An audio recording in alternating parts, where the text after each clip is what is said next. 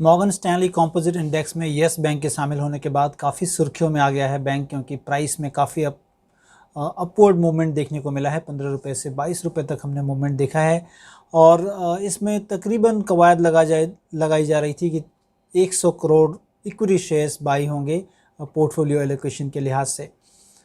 Yes bank में बहुत सारी रूमर्स हैं मार्केट में कि इसके प्राइसेस काफ़ी ज़्यादा जा सकते हैं, काफ़ी ज़्यादा रिटेल इंक्वायरी भी हैं स्टॉक के बारे में। तो हम आज समझने की कोशिश करेंगे कि येस बैंक में ऐसा क्या बदलाव हुआ है जो कि फंडामेंटल चेंजेस आए हैं के कारण कि लोग शायद इस पे एक बेट लेना चाह रहे हैं अपवर्ड की तरफ और उसमें काफ़ी मल्टीफोल्ड रिटर्न की उम्मीद कर रहे हैं। किसी भी स्टॉक का किसी भी बेंचमार्क में शामिल हो जाने का कतई मतलब नहीं होता कि उसके बिजनेसेस अच्छे हो गए हैं। डेफिनेटली वो किसी भी इंडेक्स में शामिल होने का मतलब है उसको स्टैटिस्टिकल लिहाज से कि उसके प्राइस मूवमेंट रहे हैं या फिर उसका मार्केट कैपिटलाइजेशन एक सर्टेन लेवल पे आ चुका है, जिसके कारण कि उसको इंडेक्स में रखा जाता है। फंडामेंटल में कंपनी के चेंजेस होने के लिए उसके बिजनेसेस को अच्छा होना पड़ेगा और जो कि एक दूसरी ही बात होती है जिसमें कि कंपनी को बहुत एक जद्दोजहद करनी पड़ेगी उसके लिए।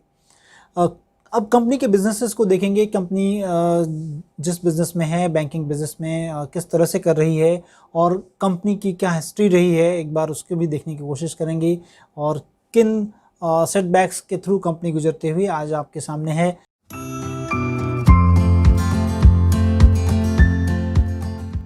तो सबसे पहले हम देखेंगे कि कुछ महीनों पहले ही की बात है, मार्च 13, 2020 में आरबीआई ने एक अपना स्पेशल प्रोविज़न इसमें रिवोक किया था, section 45 of 1949 banking regulation act, जिसमें कि कैपिटल काफ़ी ख़राब हो चुकी थी बैंक की और बैंक में काफ़ी ज़्यादा कॉर्पोरेट गवर्नेंस के इशू थे, जिसके कारण कि उनके पुराने प्रमोटर राणा कपूर को रिज़र्व बैंक ऑफ इंडिया ने बैंक के बोर्ड से हटाया था और बहुत सारी चीज़ें बैंक के रिकॉन्स्टिट्यूशन में रिज़र्व बैंक ऑफ इंडिया ने की थी।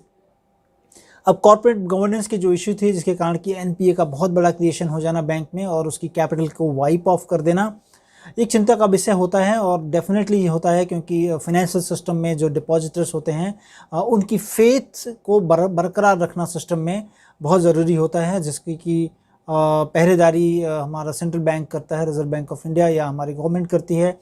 क्योंकि अगर किसी भी फाइनेंशियल सिस्टम में डिपॉजिटर्स का फेथ नहीं रहा तो फाइनेंशियल सिस्टम को जो लोग फाइनेंस करते हैं, जहां पर जो पैसा डालते हैं वो पैसा नहीं आएगा तो हमारी ग्रोथ नहीं हो सकती, हमारी इकोनॉमी की ग्रोथ नहीं हो सकती। तो ग्रोथ के जो दो बड़े पायदान हैं, पहला है डिपॉजिटर्स और दूसरा है एंटरप्रेन्योर्स। तो एंटरप्रेन्योर्स डिपॉजिटर्स के पैसे को लेके एम्प्लॉय करता है, उस पैसे को मल्टीफोल्ड या मैनीफोल्ड करता है और उसके बाद ये सारी चीज़ें कैपिटल क्रिएशन होती हैं और सारे लोग सिस्टम में लाभान्वित होते हैं इससे।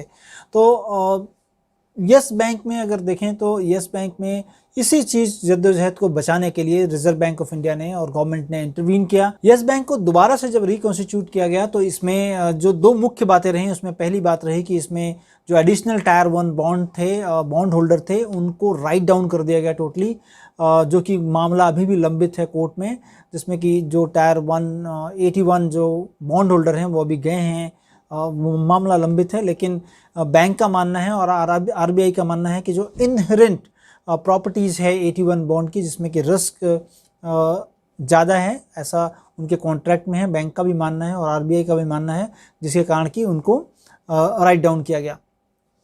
इस पूरी जद्दोजहद में इक्विटी शेयर होल्डर्स को बचा लिया गया और जो 81 टायर होल्डर थे उनको राइट डाउन कर दिया गया।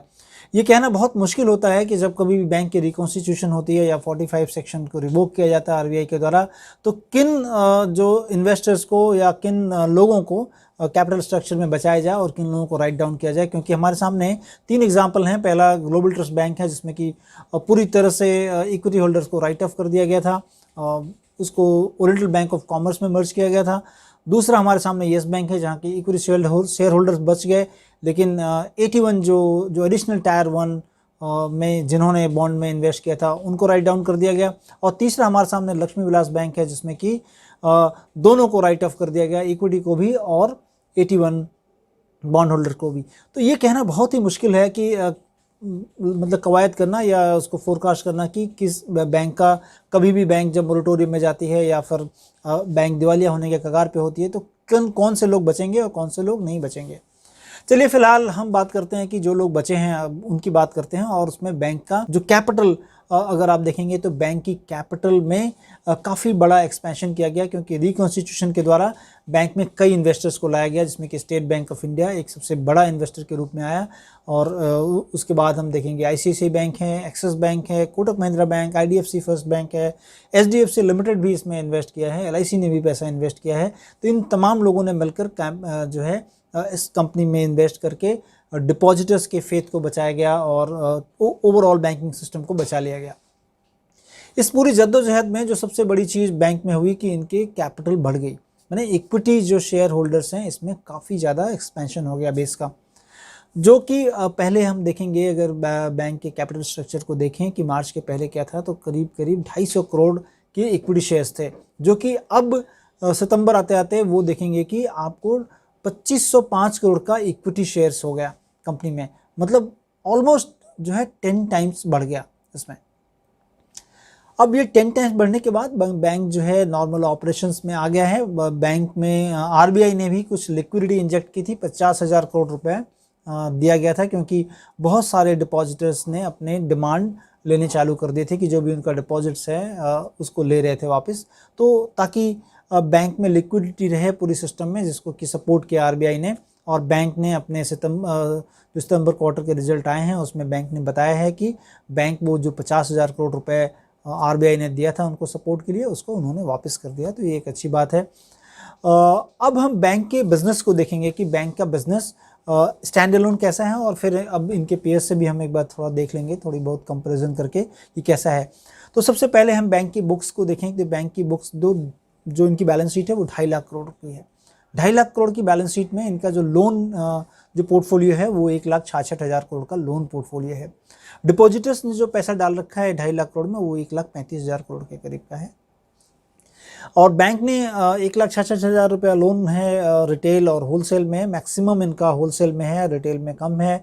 और दूसरा जो देखेंगे कि जो 70,000 करोड़ के करीब करीब जो है ट्रेजरी में इन्वेस्टमेंट है, जो कि एक mandatory statutory requirement by RBI होता है, तो उनका वहाँ पे है।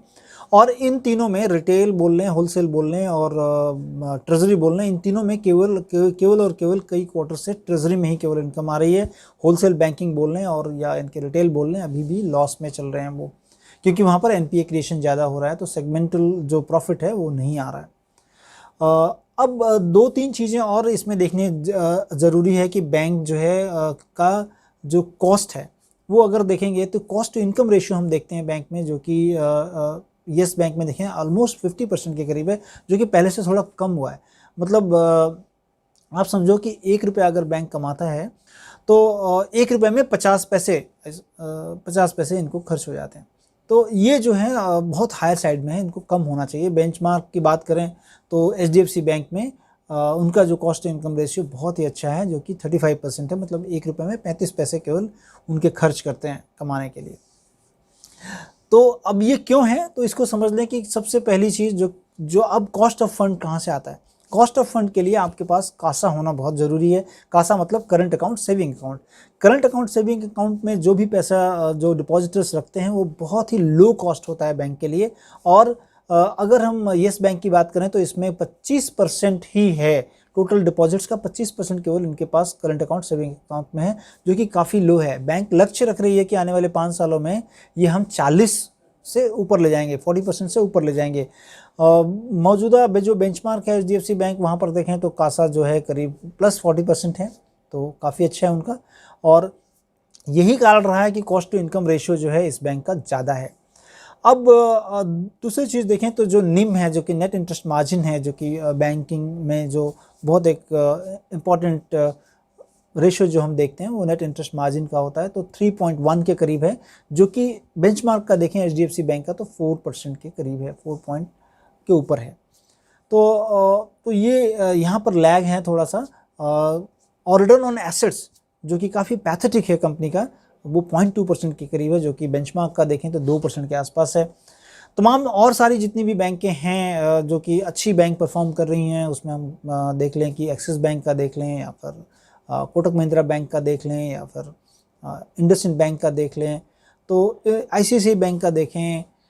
इन तमाम बैंकों में आप देखेंगे कि तकरीबन 1.5 से 2% का एसेट जो है, किसी किसी बैंकों में 1 है, लेकिन एसेट जो रिटर्न ऑन एसेट से काफ़ी अच्छे रहते हैं। क्योंकि 2 चीज़ों का होना बहुत ज़रूरी है बैंक की बैलेंस शीट हम देखें। पहला, लोन ग्रोथ बराबर होना चाहिए, अच्छा होना चाहिए, मतलब 10 to 20% का लोन ग्रोथ होना चाहिए। दूसरा, रिटर्न ऑन एसेट भी होना चाहिए, मतलब आपका लोन बुक ही नहीं ग्रोथ हो, एसेट भी अच्छी हो। ऐसा नहीं होता, कभी कभी क्या होता है कि आप अगर लोन की बुक बढ़ा रहे होते हैं, एनपीए भी बढ़ते जाता है। तो एनपीए नहीं बढ़ना चाहिए, वो रिटर्न ऑन एसेट पे रिफ्लेक्ट होगा, क्योंकि एनपीए अगर बढ़ेगा आपको प्रोविजनिंग करनी पड़ेगी, प्रोविजनिंग करेंगे तो आपको नेट प्रॉफिट नहीं आएगा, नेट प्रॉफिट नहीं आएगा तो रिटर्न ऑन एसेट नहीं छूटता है। तो सबसे पहले ये जानना ज़रूरी है कि ये बैंक क्या कर रही है। तो इस बैंक में अगर देखें तो रिटर्न ऑन एसेट्स काफ़ी पैथेटिक है। येस बैंक में 0.2 है, जो कि एचडीएफसी बैंक में देखेंगे तो रिटर्न ऑन एसेट 2 के करीब है। तो ये काफ़ी निचले स्तरों पे है। कैपिटल एडिक्वेसी जो है अभी जो कि तकरीबन 20% के करीब है, जो कि एक हेल्दी है। तो कैपिटल एडिक्वेसी का होना इन स्तरों पे अच्छा है। और सीईटी जो कैपिटल इक्विटी जो टायर 1 कैपिटल है उसमें 13.5 है, वो भी ठीक है। और बुक वैल्यू 14.7 है, बुक वैल्यू के ऊपर स्टॉक ट्रेड हो रहा है। नेट एनपीए का जो रेशियो है वो थोड़ा चिंताजनक है, जो कि 17% के आसपास है, 16.9 है। और ग्रॉस एनपीए का रेशियो 16.9 है, और नेट एनपीए जो है वो 4.71 के करीब है। तो रिटर्न रेशियोज़ में बैंक अच्छी नहीं कर रही है, प्लस इनकी एसेट क्वालिटी काफ़ी डिटेरियोरेट हो चुकी हैं बेंचमार्क से कंपेयर करें तो, या जितने भी अच्छे बैंक जो परफॉर्म कर रहे हैं उनसे कंपेयर करें तो। दूसरी चीज़ हम देखते हैं इसमें कि प्रोविजन कवरेज रेशियो जो होगा काफ़ी इंपॉर्टेंट होता है कि जितने एनपीए या जीएनपीए हो चुका है उसमें हम कितना प्रोविजनिंग करते हैं। तो 75% के करीब की प्रोविजनिंग ऑलरेडी कम बैंक कर चुका है। तो ये एक आने वाले दिनों के लिए थोड़ा चिंता कम रहती है कि ऑलमोस्ट बहुत सारे एसेट्स जो है जो एनपीए में होने वाले हैं, एनपीए जाने वाले हैं, उसका कंपनी ने या बैंक ने ऑलरेडी प्रोविजन कर चुके हैं इसमें। तो बैंक को हमने देखा कि इनकी नेट इंटरेस्ट मार्जिन 3.1% है, और जिसके कारण जो है इनका नेट इंटरेस्ट इनकम तकरीबन 2000 करोड़ के करीब अभी क्वार्टरली है, जो कि अगर हम देखें तो साल में करीब 8000 करोड़ के करीब हो जाएगा। और इनका जो नेट इंटरेस्ट जो नॉन इंटरेस्ट इनकम है, जो कि फ़ी इनकम के रूप में कंपनी को बैंक को आता है, उसमें तकरीबन 700 करोड़ क्वार्टरली आ रहा है अभी, तो 2800 करोड़ के करीब साल का होगा। सबसे बड़ी चीज़ देखना यहाँ ये ज़रूरी होगा कि लोन ग्रोथ का होना ज़रूरी है, जो कि लास्ट के 6 महीनों में देखें तो लोन ग्रोथ फ्लैट है, फ्लैट टू माइनस है, कह लें 2-2.5% माइनस है। लास्ट क्वार्टर में बोल रहे हैं तो करीब 1.5% का केवल लोन ग्रोथ प्लस हुआ है। और रिटर्न ऑन एसेट्स अभी भी काफ़ी ख़राब है, 0.2 के करीब है। तो बैंक ने जो लक्ष्य रखा है, जो नया मैनेजमेंट बैंक आया, उसका जो एम है आने वाले 3 सालों में रिटर्न ऑन एसेट को 1% करना, और आने वाले 5 सालों में जो है इसको 1.5 तक लेके जाना है। कासा रेशियो का जो लक्ष्य है उनका 40% के करीब है। और तो इन रेशियोज़ का अच्छा होना डेफिनेटली अच्छा होगा। अगर हम इसको एक्सट्रापोलेट करें इन सारी चीज़ों को, कि अगर इस बैंक को, जैसा कि बहुत सारे लोग मार्केट में बातचीत कर रहे हैं कि बैंक में अच्छा परफॉर्मेंस हो सकता है, तो बैंक में परफॉर्मेंस होने के लिए 2 चीज़ों का देखना ज़रूरी है कि whether loan growth is there, और लोन ग्रोथ है तो कितना है, और लोन ग्रोथ अगर है तो वो कन्वर्जन जो है नेट प्रॉफिट पे कितना आता है, जो कि रिटर्न ऑन एसेट के काम आएगा, वो कितना है, ताकि वो बुक वैल्यू को बढ़ा सके। तो अगर हम इसको ऑप्टिमिस्टिक सिनेरियो में लेते हैं तो 10% की अगर लोन ग्रोथ की बात करें तो आने वाले 5 सालों में अगर हम 10% का लोन ग्रोथ देखते हैं तो 10% की लोन ग्रोथ हो और रिटर्न ऑन एसेट जैसा कि कंपनी ने बताया है 1 से 1.5% हो जाए तो बुक वैल्यू ऑलमोस्ट मुझे लगता है कि 6 रुपये की ग्रोथ होगी आने वाले 5 सालों में। अभी बुक वैल्यू कंपनी की 14.70 है, मतलब 6 रुपये अगर इसमें और जोड़ देते हैं तो 20.70, 20 रुपये के आसपास की बुक वैल्यू अंदर एकदम ऑप्टिमिस्टिक सिनेरियो में हम अब वैल्यूएशन पर्सपेक्टिव को लेते हैं कि मार्केट कैसे वैल्यू करता है। तो मार्केट ये देखता है कि ग्रोथ कैसा है, ग्रोथ के साथ साथ देखता है कि इसके अंदर जो है रिटर्न ऑन एसेट कैसे हैं। तो रिटर्न ऑन एसेट अगर देख लेंगे तो टोटल मतलब आपको एसेट क्वालिटी सारी चीज़ें उसमें आ जाती हैं। तो एचडीएफसी बैंक का देखें तो 20% का लोन ग्रोथ बुक हो रहा है उनका कई सालों से, दूसरी रिटर्न ऑन एसेट 2% के करीब है, तो उनको मार्केट क्या वैल्यू करता है, उनकी बुक वैल्यू का 4 टाइम के करीब करता है।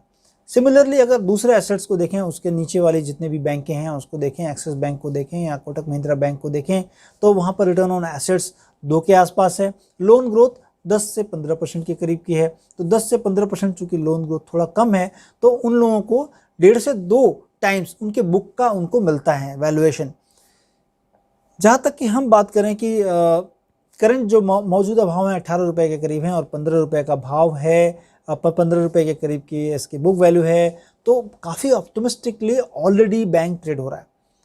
अब यहाँ से बहुत ज़्यादा अगर अच्छा होता है ऑप्टिमिस्टिक सिनेरियो में, तो मैं देखता हूँ कि 20 रुपये से अगर हम इसके लोन ग्रोथ या जो रिटर्न ऑन एसेट्स हैं अगर 2 के करीब आ भी जाते हैं, तो इसको 1.5 टाइम का करीब इनको 1.5 टाइम्स ऑफ द बुक इनको मिलना चाहिए वैल्यूएशन। तो कितना होता है, 20 into 1.5 is equal to 30 rupees. तो बहुत ऑप्टिमिस्टिक सिनेरियो होगा तो 30 रुपये से 35 रुपये अगर आप फैला लें थोड़ा सा, तो 35 रुपये तक। लेकिन अगर नीचे की तरफ देखें कि चूँकि अगर इनके एनपीए और ज़्यादा क्रिएट होते हैं, लोन ग्रोथ बढ़ने के बाद एनपीए क्रिएशन होता है, तो इसमें रिटर्न ऑन एसेट कम हो जाएंगे, फिर नीचे की तरफ फिर हम जो है बुक वैल्यू से नीचे भी ट्रेड होने चालू हो सकता है, क्योंकि जैसे ही आपका एनपीए क्रिएशन होता है मार्केट जो है बुक वैल्यू के नीचे सारी बैंकों को लाता है। जैसा कि हम देख रहे हैं कि जितने भी जो स्टेट रन बैंक हैं, जितनी भी गवर्नमेंट की बैंक हैं, स्टेट बैंक की ही बात कर लें तो 290 रुपये के करीब का उनका बुक वैल्यू है, 270 के आसपास की ट्रेडिंग होती है। तो वो भी जो कि सबसे बड़ा बैंक है वो भी नीचे है, और दूसरी बैंकों की तो बात ही छोड़ दीजिए, बुक वैल्यू के काफ़ी नीचे ट्रेड हो रहे हैं, क्योंकि मार्केट को मैंने मार्केट में ये परसेप्शन है कि शायद जो है जो लोन है वो डिटेरियोरेशन काफ़ी ज़्यादा है इसमें, इसीलिए उनको ऑलरेडी बुक को नीचे करके रखा है, मार्केट प्राइस को बुक से काफ़ी नीचे करके रखा हुआ है। तो हमें ये समझना ज़रूरी है कि अगर येस बैंक में हम तेज़ी कर रहे हैं तो क्यों कर रहे हैं, करंट क्या है, करंट सिनेरियो में हम ऑलरेडी ऑप्टिमिस्टिक हो चुके हैं और बुक वैल्यू के काफ़ी ऊपर ट्रेड हो रहा है।